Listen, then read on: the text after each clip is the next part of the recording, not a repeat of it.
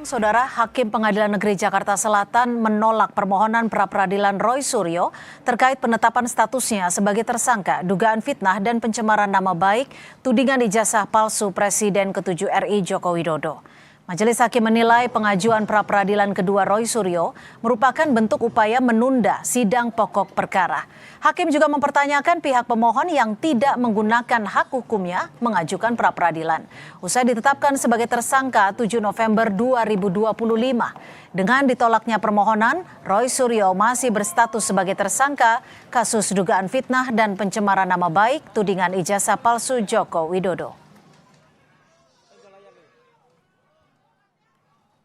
Setelah menetapkan pemohon sebagai tersangka dan dilanjutkan dengan pemanggilan pemohon untuk didengar keterangannya sebagai tersangka, bukti P1 dan P4, termohon juga melakukan gelar perkara khusus atas permintaan pemohon dan telah memberikan kesempatan kepada pemohon mengajukan saksi dan orang-orang yang memiliki keahlian khusus guna memberikan keterangan yang menguntungkan bagi dirinya. Setelah diberikan kesempatan mengajukan bukti yang meringankan, pemohon tidak menggunakan hak hukumnya mengajukan pra-peradilan untuk menguji penetapan tersangka tersebut.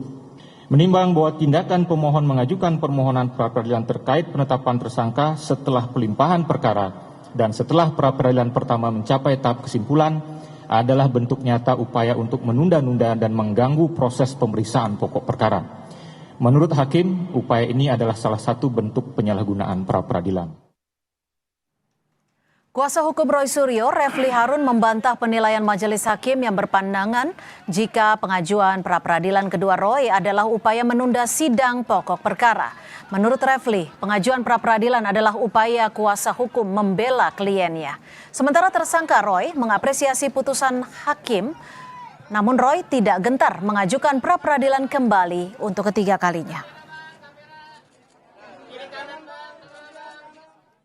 Ini bukan Mas Roy siap atau tidak siap untuk pokok perkara. Ini adalah the lawyer's way, ya. Ini adalah jalan lawyer, jalan kuasa hukum untuk melihat bagaimana kita membela klien kita. Bagaimanapun juga kami, ya khususnya saya, tetap mengaturkan terima kasih dan apresiasi. Tapi bagi saya lumrah, ya lumrah hal ini. Jadi ada kadang-kadang hakim tunggal itu yang memutuskan itu menyetujui, ada kadang-kadang yang memutuskan tidak menyetujui. Kemudian mau lanjut dengan pra-peradilan yang keempat. Karena apa? Karena pra-peradilan yang ketiga sudah kami daftarkan. Dan insya Allah akan bersidang pada hari Selasa tanggal 28 Juli yang akan datang. Dengan materi adalah ganti rugi atas putusan pra-peradilan yang pertama.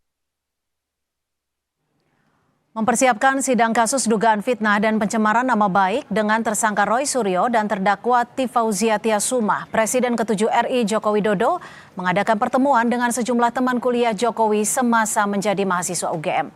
Jokowi menyebut pertemuan dengan teman kuliah Jokowi dilakukan sebagai persiapan mengikuti persidangan.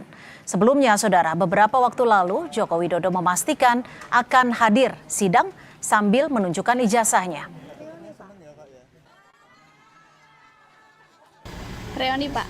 Reoni senang ya Pak ya? Ya, mempersiapkan diri dan rekan-rekan saya seangkatan. Persiapan saksi sidang ya? Iya, betul. Siap, sehat selalu Pak Jokowi. Usai ditahan dan juga ditangkap, tersangka kasus tudingan ijazah palsu Jokowi Roy Suryo mengajukan pra-peradilan pertama ke Pengadilan Negeri Jakarta Selatan pada 22 Juni lalu. Permohonan tersebut menguji keabsahan dan penggeledahan, penangkapan dan penahanan dirinya oleh penyidik Polda Metro Jaya.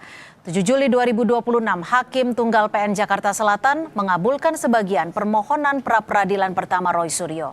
Hakim menyatakan penggeledahan, penangkapan dan penahanan Roy Suryo dinyatakan tidak sah. Namun putusan tersebut hanya menguji keabsahan prosedur tindakan penyidik dan tidak memutus pokok perkara.